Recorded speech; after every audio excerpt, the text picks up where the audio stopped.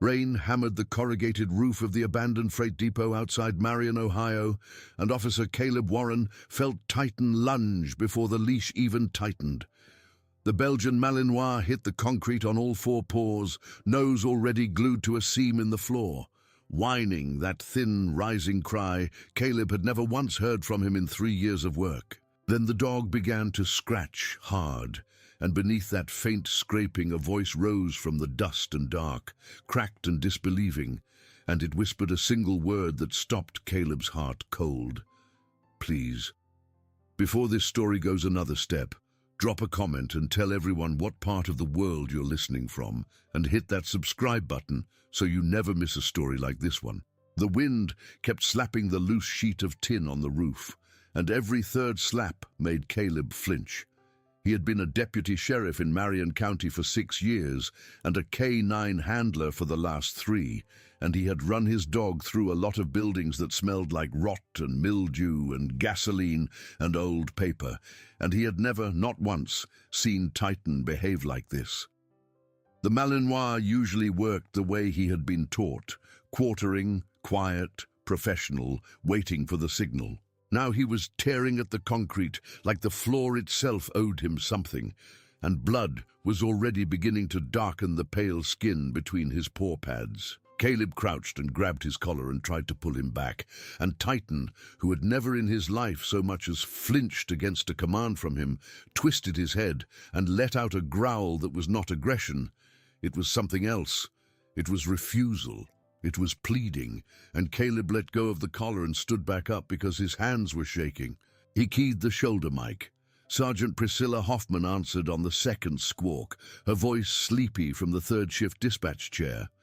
Caleb told her he needed backup at the old Kessig freight depot on County Road 19, that his dog had alerted on something he could not identify, and that the alert was not casual. Priscilla asked him what he thought was down there, and Caleb did not know how to answer that, so he only said, "Please, just send someone, and please tell them to hurry." She promised 20 minutes. 20 minutes with Titan clawing the concrete was going to be too long. Caleb swung his flashlight around the interior. The depot was a long rectangle of poured slab and steel ribs, empty except for a few pallets and a rusted forklift tipped against the far wall. Almost 11 years, the county records had said. 11 years sealed. The shipping company had folded during the recession. The owner, a quiet fellow named Roland Kessig, had padlocked the doors and stopped answering the phone. And about 2 years ago, Roland himself had died in his sleep in the little brick house up the hill without ever unlocking this building again. The sheriff's office had only come out because a hiker walking the tree line the previous evening had told the visitor center that he kept hearing what sounded like tapping from inside the depot, faint and rhythmic, like an animal at the end of its life scratching at a door. Everyone had assumed raccoons. Titan clearly did not. Caleb walked back over to where Titan was working. He knelt, and this time he did not try to move the dog.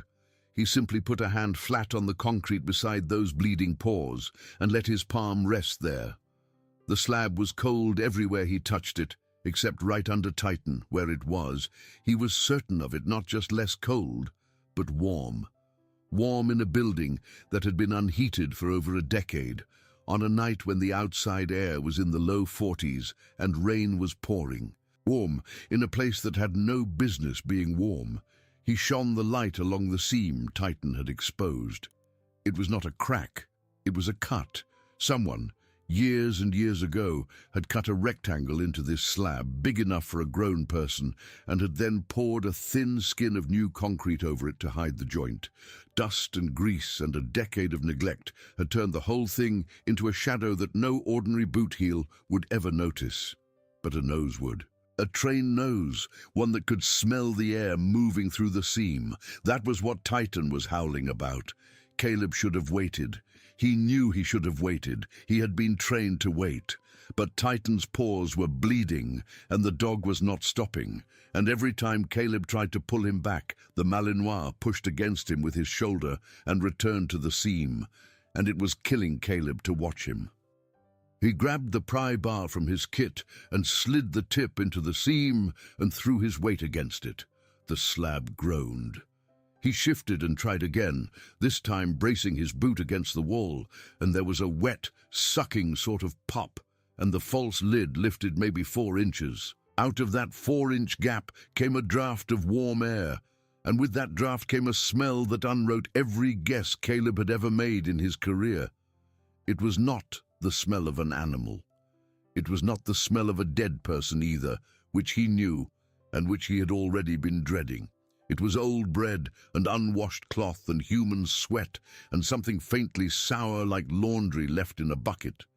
It was, unmistakably and impossibly, the smell of a human being living in the dark.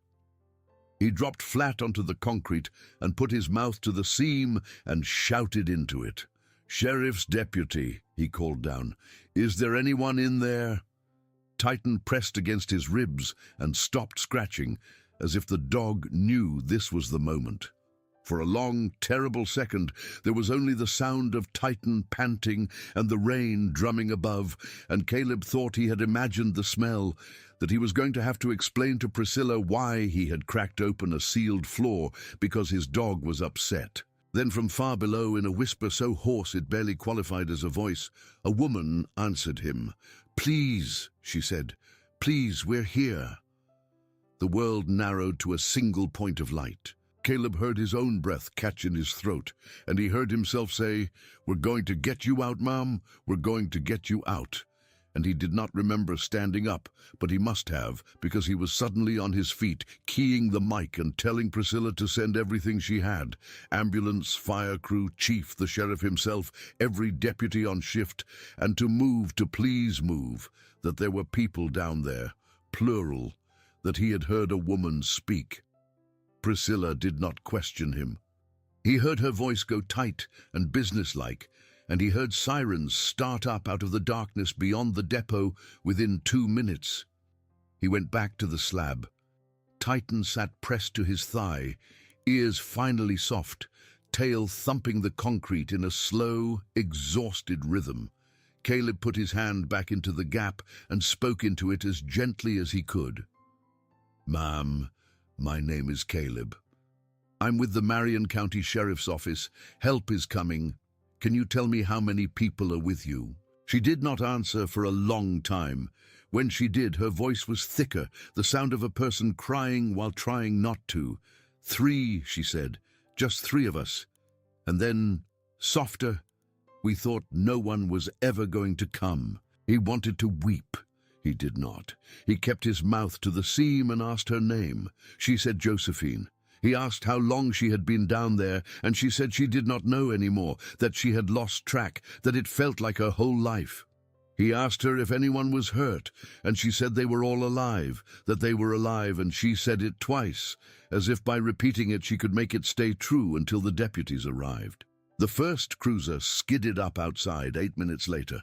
Chief Donovan Blaine himself came through the door in a rain slicker, followed by 3 deputies with pry bars and Sergeant Priscilla Hoffman with a coil of climbing rope, followed by 2 paramedics with a folded stretcher, and behind them all came the county fire captain, a slab of a man named Marcus Whitfield, whose department had the only powered concrete saw within 30 minutes. Marcus took one look at the seam Caleb had lifted and told everyone to stand back. He fired up the saw and dropped a clean cut around 3 sides of the slab, and 4 deputies lifted the concrete lid free of its bed and set it aside with a grunt that Caleb would remember for the rest of his life. Below was a hand-dug shaft, walls shored up with cross-braced 2x4s that had gone soft and grey with age, dropping about 10 feet straight down to a floor of packed earth. A wooden ladder was bolted to one wall, its rungs polished smooth from years of use. At the bottom, a low doorway led sideways into what Caleb would later learn had originally been a 19th century root cellar, expanded and sealed and finished in raw concrete and cheap plaster. 2 bare bulbs still burned down there, one in the shaft, one deeper in, and Caleb realized with a slow, cold horror that this whole system had been drawing power off the building's condemned service the entire time. Someone had kept the lights on for 11 years. Priscilla went down the ladder first, because she was smaller and could turn in the shaft. Marcus came behind her, and the two paramedics after him. Caleb held the top of the ladder with Titan pressed against his shins and listened to the voices below. Priscilla's, calm and low, saying, "My name is Sergeant Hoffman. You are safe now, you are safe." Then Priscilla very quietly saying, "Oh, sweet Lord." Then Marcus's deeper voice, unsteady, saying, "We need blankets, we need water, we need a second bus." They brought Josephine up first. She was 27 years old and she weighed maybe 90 pounds, and her hair was so long it hung to the small of her back in a rope of tangled brown. Her feet were bare and grey with dust. Her eyes, when the flashlights caught them, were the colour of shallow river water, and they were shut against the sudden brightness. In her hands she still clutched a spoon, a battered kitchen spoon, whose bowl had been ground down to a rough, sharpened edge on some rock or bit of concrete. The wooden handle was worn dark from her palm. She had used it, they would learn later, to scratch a message into the plaster of her cell every morning. Caleb never saw the messages himself. They were photographed and sealed as evidence, but Priscilla told him once in a quiet voice what one of them had said. It was 3 words, scratched 1,000 times, and the words were, "I am still." The second woman was Nadine Foster, 23, a former nursing student who had disappeared from a rest stop off Interstate 70 in western Illinois 9 years earlier. The third was Maricela Cordero, 31, a preschool teacher from Kentucky who had been the first taken 12 years ago, and who, by the count of the little pebble tally she kept in a jar, had been down there 4,312 days. Caleb wrote that number down in his notebook when Priscilla told him, and then he sat down on the wet concrete outside the depot and put his forehead against Titan's ribs and cried for the first time in his adult life. Titan did not move.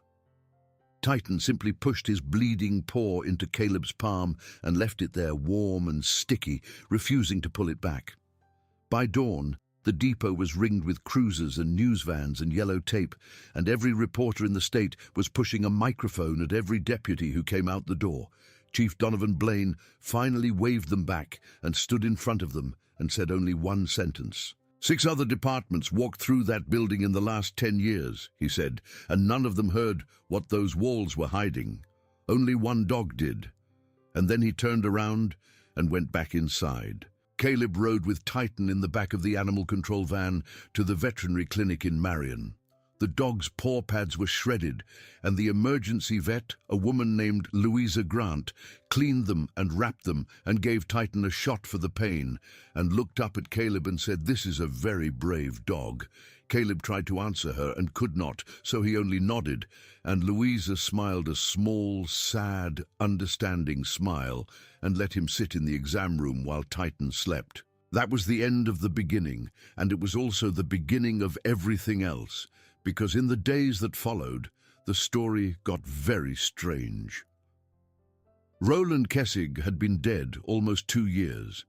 He had left the depot and the little brick house on the hill to his only surviving relative, a nephew named Bennett Sloan, who lived over in Delaware County and ran a used equipment yard, and who had, so far as anyone could tell, never once come out to check on the property he had inherited. When the sheriff's office knocked on Bennett's door the day after the rescue, he answered it in a pair of paint-stained sweatpants and stared at Chief Blaine like a man who had been expecting this knock for a very long time. He told them he had never been inside the depot. He told them his uncle had been a strange, private man, and that as a boy he'd been forbidden to play near the freight yard, and that he had inherited the buildings only on paper and had been meaning to sell them for 2 years, but that the market for old warehouses in Marion County was not exactly hot. He said all this while sweating. Chief Blaine told him he was not under arrest, but that they would like him to come in and answer some questions. And Bennett Sloan came, and he sat in the interview room for 4 hours. And by the end of it, Priscilla, who had watched through the two-way glass, said quietly to Caleb, "That man knows more than he is telling us, but not because he was in on it, because he suspected and he did nothing. She was right, though it would take weeks to prove. In the meantime, the three women were moved to the county hospital, and a specialist team came in from Columbus. Josephine, Nadine, and Maricela were treated for malnutrition, muscle atrophy, vitamin deficiencies, and something the doctors called sensory reintegration, which meant that after so many years in a room with 2 dim bulbs and no daylight, ordinary sunlight burned their eyes, and ordinary conversation overwhelmed their ears. They wore soft sunglasses indoors for the first 2 weeks. They spoke in whispers. They cried when they saw their families, and they cried when they were left alone, and they cried, one nurse told Caleb, when someone brought them fresh strawberries, because none of them had tasted a fresh strawberry in more than 9 years. Josephine's mother, Delphine Marley, drove down from Erie, Pennsylvania on the morning after the rescue. She had been 62 when her daughter disappeared. She was 73 now. She had come every year to the anniversary vigil in the Erie bus terminal parking lot, and every year fewer people came, and last year only she and her sister had shown up in the rain. When she walked into her daughter's hospital room, the two of them looked at each other for a long moment without moving, and then Delphine said, "Oh, baby," and Josephine said, "Mama." And it was the first time Josephine had said that word out loud in 11 years, and the sound of it, one of the nurses said later, was the sound of a soul climbing back into its own body. Caleb visited on the 4th day at Josephine's request. He walked in with a bouquet of yellow tulips that he had bought on the way from a supermarket cooler, because he did not know what people brought to something like this, and he stood in the doorway with the flowers in his hand, feeling foolish and small. Josephine was sitting up in bed, her hair now cropped short and clean, her eyes still hidden behind soft blue lenses. She looked at him for a long time. Then she said, "Is he here?" Caleb had thought briefly of leaving Titan in the car. He had decided against it. He turned and clicked his tongue, and Titan padded into the room on his bandaged feet, and Josephine made a sound that was somewhere between a laugh and a sob, and held out her thin arms. And Titan walked over to the bed and set his big square head on her forearm, and looked up at her with the patience of a creature who'd been waiting to do exactly this. She did not say anything for a long while. She only put her forehead down against the dog's forehead and closed her eyes. When she finally spoke, she spoke to Caleb without lifting her head. "There was a night," she said. "Maybe 3 years ago, I think. It's hard to know. I heard a dog barking above me. Way up, just for a minute. And I thought, if that dog ever comes back, I have to make him stop. So I saved my strength for weeks, and I stood on the bucket, and I banged the ceiling with my spoon until my hands bled, but the dog didn't come back. I couldn't hear it anymore. And I lay down on the floor, and I cried. And I told myself no dog was ever going to come to that building again, and I told myself I had to stop hoping." She raised her head then and looked at Caleb, and her eyes behind the blue lenses were wet. "But he came," she said. "He came anyway." Caleb could not answer her. He nodded, and he set the tulips on the bedside table, and he sat down in the chair beside the bed, and Titan stayed with his head on Josephine's arm for the entire hour Caleb was there, and neither of them wanted to leave. Now here is where the strangeness deepened, because the sheriff's office had assumed from the beginning that this was a story with one villain, and that the villain was dead. Roland Kessig had built the shaft, had sealed the floor, had held the women captive, and had died in his sleep 2 years earlier without anyone knowing what he had left below. That was the tidy version. It made a certain kind of sense, but the tidy version fell apart on the 7th day when Maricela Cordero, who had been the strongest of the three from the beginning and who was recovering fastest, asked to speak to Chief Blaine privately, and she sat across a hospital table from him with a paper cup of ice water in her hands, and she said, "The man who died was not the only one. There was another." Chief Blaine set down his pen. He had been in law enforcement for 31 years. He had heard many things in interview rooms. He kept his face very still because he had learned that faces betray, and he asked in the calmest voice he could summon, "What do you mean by another, Ms. Cordero?" She meant, she said, that from the beginning there had been two men. The one whose face she had seen most often was the one who brought food and water and clean buckets and the little battery lamp they were allowed to use for 1 hour a day. That was Kessig, though she had never known his name. But sometimes, especially in the beginning, when she had still fought, another man had come. A younger man, thinner, with pale eyes and a scar across the bridge of his nose. He never spoke. He only stood at the door of the cell and watched, and once he had come down alone when Kessig was ill, and he had left the food and water and gone away again without a word. She had not seen him in a very long time, she said, maybe 8 or 9 years. But she remembered him. She would remember him her whole life. And if the older one had died 2 years ago, and she and Nadine and Josephine had continued to receive food and water for 2 years after that, then someone had continued to bring them food and water, and it had not been a ghost. Chief Blaine sat very still after she finished. Then he thanked her, and he stood up, and he walked out of the room, and in the hallway he told Priscilla Hoffman to get every deputy she could into a car, and to seal the depot and the Kessig house immediately, and to find out who had been in and out of that property in the last 2 years. Because there was, he said, a second man, and that man was still alive, and that man knew by now that the women had been found, which meant that man was running. They found the first evidence of him within 24 hours. Behind the depot, half swallowed by weeds, was a storm cellar Kessig had built long before the freight company existed, and inside it were canned goods in dates that ran up to the previous month. Somebody had been stocking that cellar, somebody had a key, and somebody, at some point in the previous 2 weeks, when Kessig had already been dead for nearly 2 years, had left a folded newspaper on top of a crate of canned peaches, and the newspaper was open to the sports page, and the date on it was 10 days old. The dog got involved again. Caleb had been reluctant to bring Titan back to the depot. The Malinois' paws were still healing, and the emergency vet Louisa Grant had told him it would be a full 3 weeks before the dog could work on rough surfaces again. But Titan was going stir-crazy in Caleb's apartment, pacing the little kitchen and staring at the door and refusing to eat until Caleb sat on the floor with him. And Caleb finally called the chief and asked if he could bring the dog for a soft scent walk around the storm cellar, just to see, just to check. Chief Blaine said yes, and Caleb drove out with Titan in the back seat and a fresh roll of cotton bandage in his glove compartment in case those paws split open again.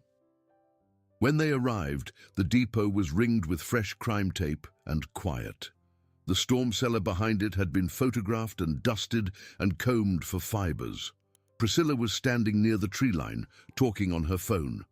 Caleb clipped Titan's harness onto him and let him out.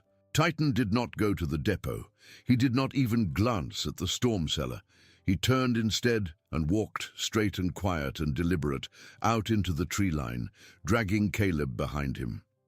He led Caleb through 100 yards of scrub oak and briar, along a barely visible footpath that Caleb had missed on every previous sweep, and out into a small clearing where an old aluminum trailer, rust orange and painted over in patches of green house paint, sat on cinder blocks. Titan stopped 10 feet from the trailer door and sat down and looked at Caleb. Caleb radioed for backup. He did not enter the trailer. He stood 10 feet from it with his hand on his weapon and his eyes on the little window, and he waited. Priscilla arrived at a run within 4 minutes. Chief Blaine came behind her, breathing hard. They cleared the trailer together, weapons drawn, and inside they found a mattress on the floor, a 2-burner propane camp stove, a plastic tub of ramen noodles, a stack of unopened bottled waters, a small battery radio, and on a nail hammered into the paneling above the mattress, a photograph. The photograph was of 3 people. A woman with her arms around 2 young boys. The boys looked to be about 10 and 12. The woman was maybe 30 in the picture. Chief Blaine stared at that photograph for a long time, and then he took it down and turned it over, and on the back, in faded pencil, someone had written the words, Mama, Denny, and Ambrose. Summer 89. Denny and Ambrose. Blaine put the picture into an evidence bag and closed his eyes. Down at the county records office, they pulled every deed and title Roland Kessig had ever touched, and they found what Blaine had already begun to suspect. Roland Kessig had had a younger half-brother, Ambrose Kessig, who had disappeared from the county records at the age of 19 and had never resurfaced, so completely that the family had eventually assumed he was dead. Ambrose would now be, if he had lived, 52 years old. The scar across the bridge of the nose that Maricela Cordero had described was consistent with the childhood accident Ambrose was known to have had. Ambrose Kessig, in other words, was almost certainly the second man. He had grown up in the little brick house on the hill. He had helped his older brother dig the shaft. He had watched silent in the doorway of the cell. And when Roland had died, Ambrose had kept coming. For 2 years, he had brought food and water and kept the women alive, not because he loved them, but because, in some warped mind, they were his brother's project, and Ambrose could not bear to end it. The manhunt went statewide, then regional, then national. The photograph of the 10-year-old boy was cleaned and aged forward by a forensic artist in Cleveland, and the resulting sketch of a lean, gray-haired man with a pale scar on his nose went out to every police department in the eastern half of the country. Tips poured in. Most were false, but 3 days after the trailer had been found, a truck stop cashier in northern Kentucky called a tip line and said a man matching the sketch had bought a tank of diesel and 2 prepaid cell phones the previous evening, and had paid in cash and had headed south on the highway. Chief Blaine wanted him alive. He wanted the man in a courtroom, wanted the 3 women to see him convicted, wanted every family in the country who had lost someone to a stranger to see that this one, at least, was going to answer. He put out the word, apprehend, do not shoot. And Ambrose Kessig, who had spent 33 years hiding, was arrested 3 days later in a motel in Tennessee, unarmed, sitting on the edge of a bed, watching cable news about himself. That should have been the end of the villain part of the story, but it was not, quite, because when Ambrose was interviewed, first in Tennessee, and then after extradition back in Ohio, he began to talk. He talked in the flat, distant, curiously polite voice of a man who had not held a real conversation with anyone for decades. He described, without hesitation, the dates and the routes and the details of how each of the 3 women had been taken. He described the construction of the shaft and the wiring of the lights and the schedule of visits. He did not seem to be lying. He seemed, in fact, to be relieved to talk, and Priscilla Hoffman would later say that watching him confess was one of the most disturbing things she had ever witnessed, because he was so calm. And then, on the 4th day of interviews, Ambrose Kessig said something that made every deputy in the room go still. "There is another one," he said. Chief Blaine leaned forward. He kept his voice level. "Another what, Mr. Kessig?" "Another place," Ambrose said. Roland had 2. He did not say anything else for a long time. Priscilla asked him 3 separate ways where the second place was. He shook his head. He said, "I never went. I only knew." He said Roland had bought it after the 3rd woman, that Roland had said it would be for later. He said he did not know if there had ever been anyone in it. He said he did not want to know. Blaine did not want to believe him. Blaine wanted this story to be over. Marion County was exhausted. The families were exhausted. The 3 women were exhausted. And now, here was Ambrose Kessig in a jail cell, saying there might be another cellar and might be more people. Blaine drove home that night and sat in his kitchen with the lights off and prayed, for the first time in 15 years, on his knees, that Ambrose was lying.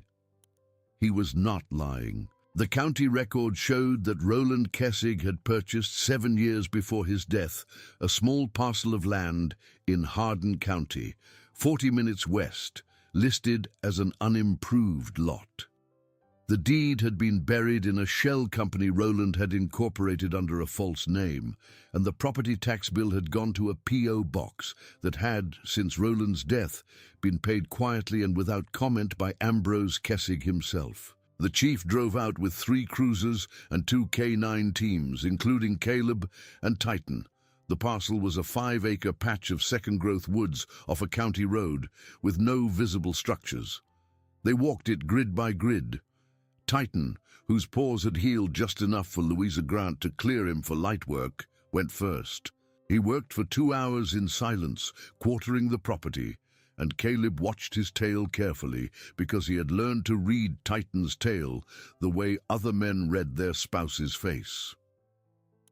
In the second hour, at the far edge of the parcel, Titan's tail dropped. He alerted on a patch of ground near a fallen sycamore. It looked to Caleb like nothing at all, just leaves and moss and the roots of an old tree. But Titan sat down and stared and would not move. Caleb waved the chief over. Marcus Whitfield brought the concrete saw and a shovel crew. Under 6 inches of leaves and 8 inches of dirt, they found a wooden hatch, freshly oiled at the hinges, and under the hatch a ladder dropped 15 feet into a small cinder-block room. The room was empty. It had been prepared. It had a cot with a folded blanket. It had a bucket. It had a plastic tub of bottled water and a cardboard box of protein bars whose expiration dates were still 6 months away. It had a single bulb wired to a small solar battery. It had, in other words, been ready, but no one had been put in it, yet. Chief Blaine climbed back out of that room and stood a long time in the leaves. And then he walked over to Titan and knelt down and put both of his hands on the dog's head and said, out loud, not caring who heard him, "Thank you. Thank you." They filled the hole in that same afternoon. Marcus Whitfield brought a truck of gravel, and at the chief's request, they broke up the cot and the bucket and the bulb and dumped it all in, and they filled the shaft to the top, and they poured a cap of concrete over it, and they left no trace. The county quietly bought the parcel back through a series of shell transactions and burned the deed. Ambrose Kessig, in his cell, would never learn whether they had found it. And that was, in its small way, a mercy for everyone else. The trial did not happen quickly. These things never do.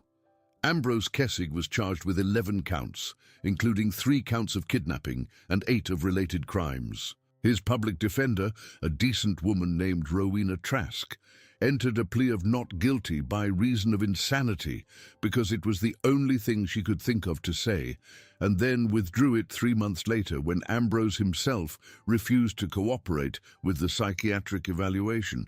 He wanted, he told her, to plead guilty. He wanted, he said, to stop. Rowena did not fight him. She stood beside him in the Marion County Courthouse on a cold morning in the following February, and she watched him stand and say the word guilty in the same flat, polite voice he had used in the interview room.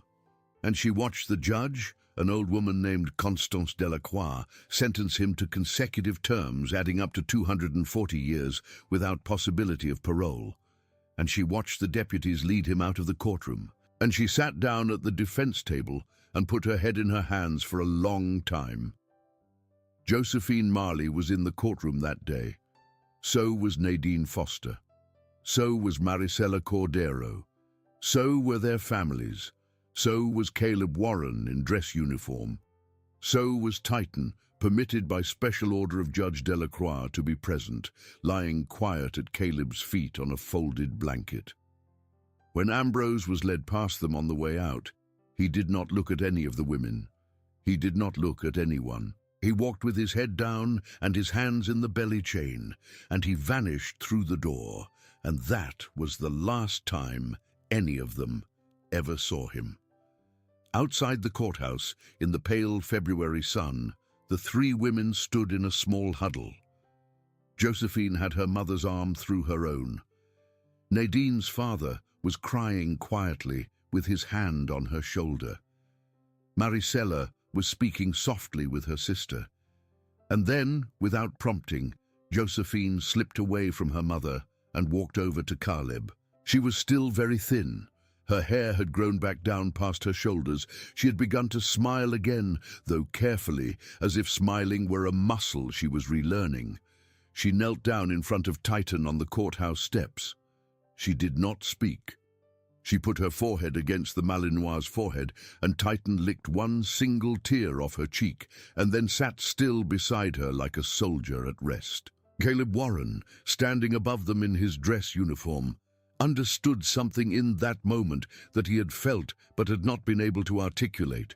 He understood that some partners find you long before they ever actually meet you. He understood that Titan had begun his walk toward that padlocked freight depot the day Titan was born, in a breeder's shed in southern Michigan 4 years earlier, the same year Josephine had scratched the words, "I am still into the plaster of a cellar wall," for the first time.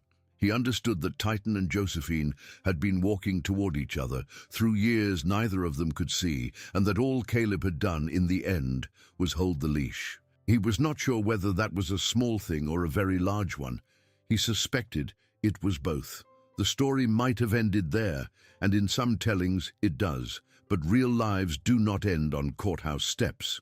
Real lives keep going, and things happened afterward that people would remember for years, and one of those things is worth telling here. 6 weeks after the sentencing, Chief Donovan Blaine announced his retirement, effective the following June. He had planned to retire the previous year and had put it off in order to see the case through, and now that Ambrose Kessig was in prison and the 3 women were safe and the county was, in its slow way, beginning to breathe again, Blaine felt he could go. There was a farewell dinner in a rented hall on Center Street, and half the county turned out, and the mayor gave a speech, and Blaine stood up at the end and said only that he was proud, more proud than he had ever expected to be, of the people he had worked with, and that if anyone deserved a plaque on the wall, it was not him. It was a dog.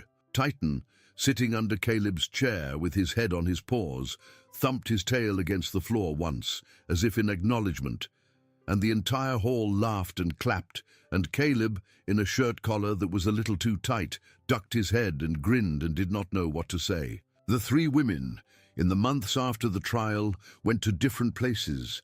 Maricela Cordero moved back to Kentucky and, remarkably, returned to preschool teaching within a year, saying that the smell of glue sticks and finger paint was the smell of her old life, and that she had waited more than a decade to smell it again. Nadine Foster went to Chicago and enrolled in a nursing program, finishing the degree she had begun as a teenager, and she wrote to Caleb once a month at first, and then, as her life filled up, once a season, always to say she was well, always to ask how Titan was doing. And Josephine Marley moved with her mother to a small house outside Erie, Pennsylvania, near a park where a walking path ran under old sugar maples. And Josephine walked that path every day, sometimes for hours, wearing sunglasses because bright light still hurt her eyes, learning how to be a person again. She wrote to Caleb every week for the first year, real letters on paper, in slow, careful handwriting that improved as her hand steadied.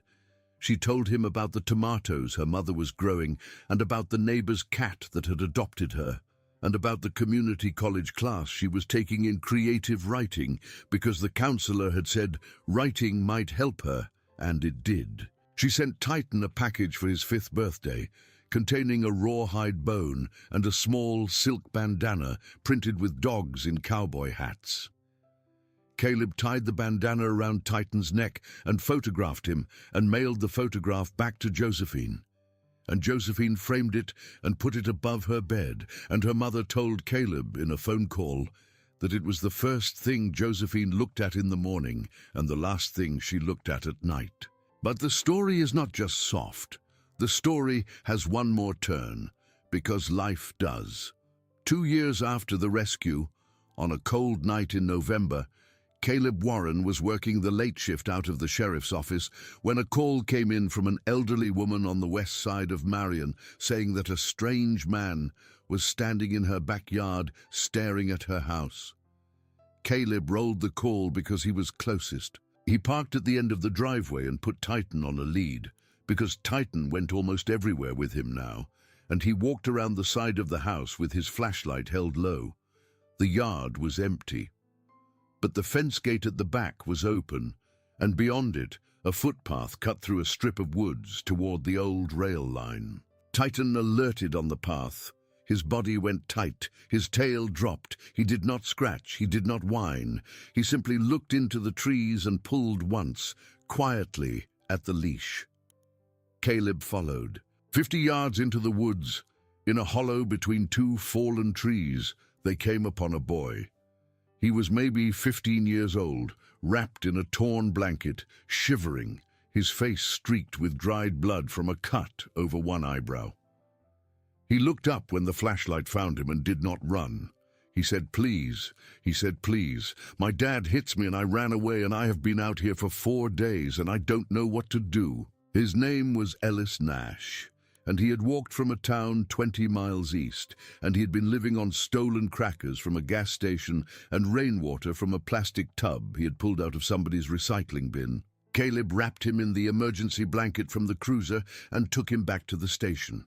And Priscilla, who was now the chief, handled the paperwork with the child welfare people from Columbus. Ellis Nash was placed the next day with a foster family in Delaware County, a decent, quiet couple who had raised 3 children of their own and were licensed to take teenagers. And he stayed with them for 2 years and finished high school and went to a community college and became later a paramedic. But the reason his story matters to this story is that when Caleb had knelt beside him in that hollow and asked how he had ended up in that particular strip of woods, Ellis had shrugged and said, "I saw the dog through the trees. I thought if there was a dog, somebody would come, so I stayed." Caleb sat with that for a long time afterward. He drove home in the small hours of the morning with Titan snoring in the passenger seat. And he thought about the woman under the concrete floor who had heard a dog barking once, 3 years before her rescue, and had banged the ceiling with a spoon until her hands bled. He thought about the boy in the hollow of the fallen trees who had seen a flash of a dog in the flashlight beam and had decided that someone would come. He thought about the way people held on because of things they could not see clearly, because of a sound in the distance, because of a shape in the dark. He thought about how thin the line was between hope and giving up. And he thought about Titan, 4 years old, sleeping in the passenger seat, and how much depended and had always depended on whether the dog kept walking. He pulled into his driveway. He carried Titan up the steps because it was cold, and Titan hated cold pavement now, since the pause. He put the dog in his bed, and he took off his uniform, and he sat on the edge of his own bed for a long time in the dark. The rescue at the depot was, he understood, still going on.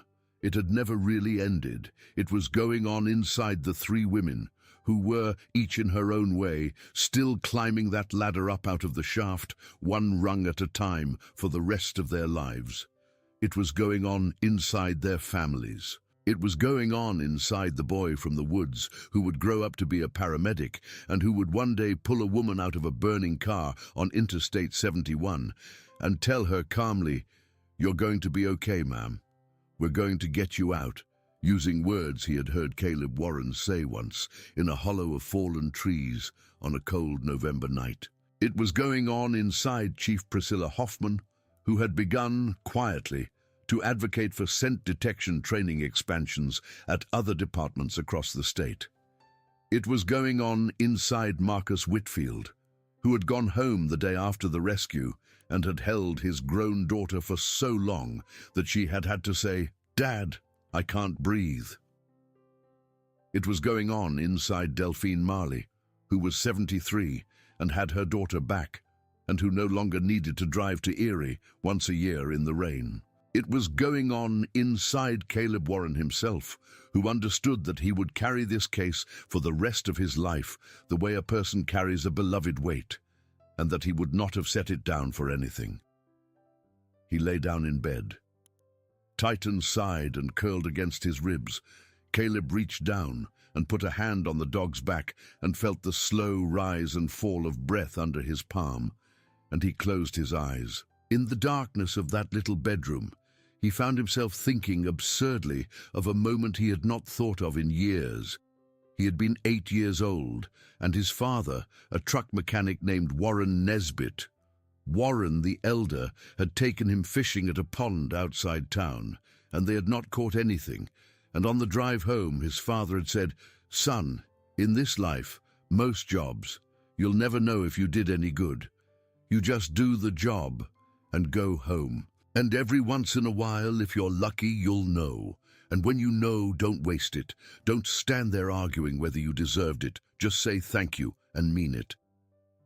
Caleb had been 8, and he had not understood. He understood now. "Thank you," he said out loud, into the dark, to no one in particular, though maybe to the dog, or maybe to the ghost of Roland Kessig for choosing the wrong depot, or maybe to the woman in the plaster wall who had never stopped scratching, or maybe to his father, who had been dead 9 years now, or maybe to whatever it was that kept a Belgian Malinois walking straight toward a padlocked door in the rain on a night when 3 lives were about to end. Titan, in his sleep, thumped his tail once against the blanket, and Caleb smiled, and after a while he slept too. 6 months after that November night, on a warm morning in May, the county held a small ceremony in the parking lot behind the courthouse. It was not open to the press. It was not on any calendar. Priscilla Hoffman had arranged it quietly. Only about 40 people were there. The sheriff's department, the fire crew that had cut the slab, the 2 paramedics, Bennett Sloan, the nephew, standing off to one side and looking like he had not slept well in a year, and the 3 women, and Delphine Marley, and Ellis Nash, the boy who had grown 2 inches, and Louisa Grant, the vet, and Marcus Whitfield in a pressed white shirt that made him look 20 years younger, and a handful of others. Priscilla read out a short citation. She had written it herself, and she read it in a level voice, and it named Titan of the Marion County Sheriff's K-9 unit, 4 years old, Belgian Malinois, and it credited him with the rescue of 3 United States citizens from unlawful captivity, and it acknowledged his conduct as being, and here Priscilla's voice caught slightly, and then steadied above and beyond the ordinary courage of his species. She hung a small brass medal on a green ribbon around Titan's neck. Titan sat very still. He did not, this time, thump his tail. He seemed to understand, in some way that Caleb would not have believed possible, in another kind of dog, that this was a moment for quiet. And then, because Priscilla had planned it this way, and because Josephine had asked, Josephine Marley stepped forward. She was in a plain green dress. Her hair had grown back most of the way down her back. She was still slender, still careful with the light, still walking a little softly, but she was, in every way that counted, herself again. She knelt in front of the dog in the same way she had knelt on the courthouse steps 2 years earlier. She put her forehead against his forehead and closed her eyes. Then she said, in a voice that did not tremble, only 3 words, out loud, so that everyone standing near could hear her. She said, "Thank you, Titan." Titan licked 1 tear off her cheek as he had done before, and then he sat back on his haunches beside her like a soldier at rest, and Caleb Warren, who was standing 3 steps behind and to the left in the same dress uniform he had worn at the trial, understood again what he had understood on the courthouse steps 2 years earlier, but now more clearly, and now more permanently, and now in a way that would stay with him for the rest of his life. Some partners find you long before they ever meet you. Some cries for help travel across years and through concrete and up through soil and into the nose of a 4-year-old dog on a night of hammering rain. Some people who would have been forgotten are not forgotten because a small, brave creature with bleeding paws refused to sit down when he was told. Some evils that would have gone on going on are stopped, not by armies, but by a leash held in a shaking hand and by a nose pressed to a seam in a concrete floor. The rain, on that May morning was long gone. The sun was warm on all their faces. Somewhere across the parking lot, a maple leaf turned in the breeze, and Josephine Marley stood up and helped her mother into the car and drove home to Erie, Pennsylvania, and Caleb Warren clicked his tongue for Titan to come, and the dog followed him, easy and slow, back across the pavement to the cruiser, and the two of them drove out of the parking lot and back into the ordinary shape of an ordinary day, and neither of them said anything because neither of them needed to, and the sound of Titan's tail thumping softly against the passenger seat was the only sound in the car for a long time. If this story moved you, take a moment to leave a comment below and let someone know what stayed with you. And if you have not yet subscribed, go ahead and subscribe now, because there are more stories like this one, stories of quiet courage and unexpected partners and hope arriving in unlikely places, and I would love to keep telling them to you.